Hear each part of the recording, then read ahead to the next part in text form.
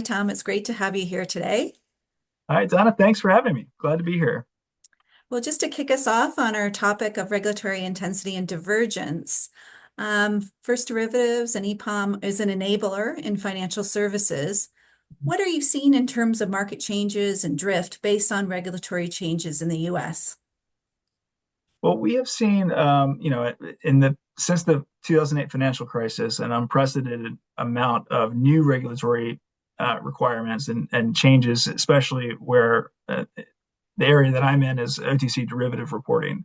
And so we have seen a huge number and increase in the number of critical data elements that we have to report, and then also in terms of the timeliness uh, of those elements, and then ensuring accuracy and reporting any issues that we have with those. And so there are, and CFTC just went through its refit not too long ago. CSA is coming; theirs is going live this summer, and so we're seeing.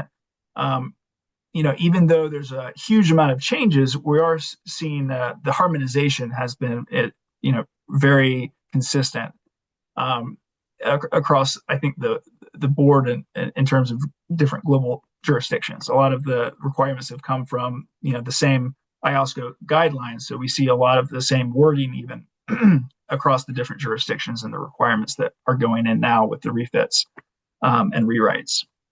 That within those refits and rewrites, there are some changes, or some, a little bit of amount of drift that we have, noticed in terms of when certain things go live. I think CSA is not going live with its XML requirements until later. The CFTC isn't requiring the commodities to have their unique product identifier yet.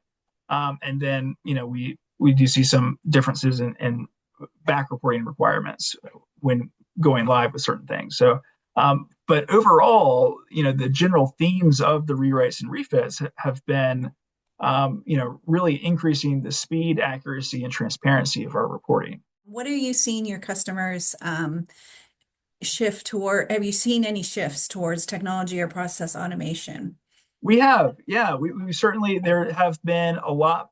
There's been some trends that we have seen in terms of, especially the validation requirements when setting up different data element field recons.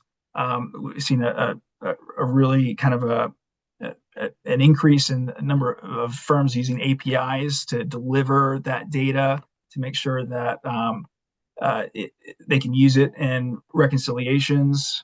Because those reconciliations, ensuring that data is accurate, is itself a requirement. We have to be able to, in a very timely way, ensure that our data is accurate. And if it's not, we have to highlight those, as errors and omissions, to the regulators. And so, that there's, it's, I think, not only certain, the API infrastructure, but also different models. So using the common domain model is one way, and UPIs, shifting the formatting.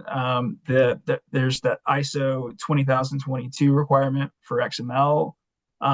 Those where we see this standardized formatting, those are areas that we've seen a big shift in, uh, as regulatory requirements, but also firms implementing those upstream as well. So not just using, you know, um, common domain models or UPIs or XML in the reporting, but using it in terms of how their systems are integrated upstream.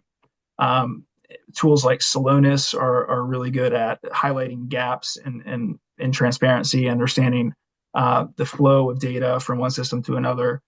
Those tools have become really important to be able to track, and pinpoint root causes of issues that we see in our swap data reporting. I wanted to ask a final question around the type of strategies that financial service organizations are adopting to balance compliance, innovation, and competitiveness. Are you seeing any strategies that you think are foolproof? That's a great question. And there, I don't think there is maybe one, catch all that really does it all, but we've certainly seen different integrated strategies that work really well together. Compliance, keeping compliance agile is something that has been, I think, something that we really we've put a lot of focus on, making sure that the controls are not only controls can be in place in anywhere in the system flow. So having controls, compliance controls and trait capture, having it, warnings and alerts downstream, really help facilitate and enable different lines of business to have risk ownership where they may not have had that before.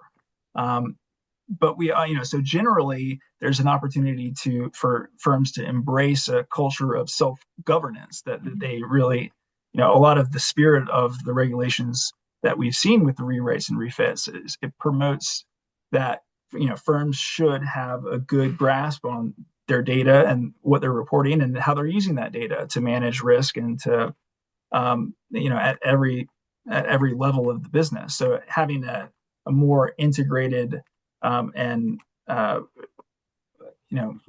more integrated management of risk is where we've seen a lot of the trends heading. Um, I like that because it's not like, 10, take it back 10, 15 years ago. It's like the regulators want this, we're reporting it done and dusted. Now it's more, let's see how we can integrate this with our compliance management, our risk management, our data management, and make it more useful across the organization and get that value add. Give me a sense of how some of your customers are using AI for reg reporting.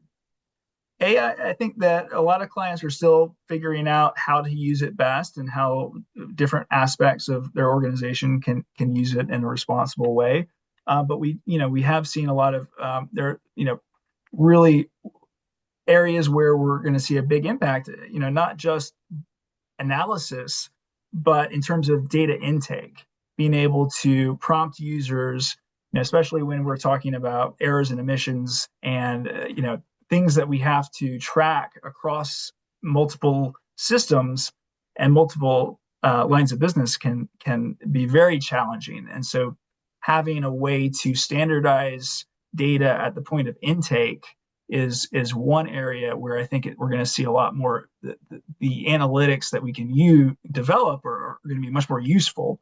But the other side of it is, I think that people, firms are also investing a lot in their BAs as well. Their business analysts really, for every, I'm not sure what the appropriate ratio is, but for every dollar that you spend on AI, there should be some amount that you're spending on BA capability and making sure that the BAs have the right training and the right resources and the capability to use these tools in the way that they're being designed.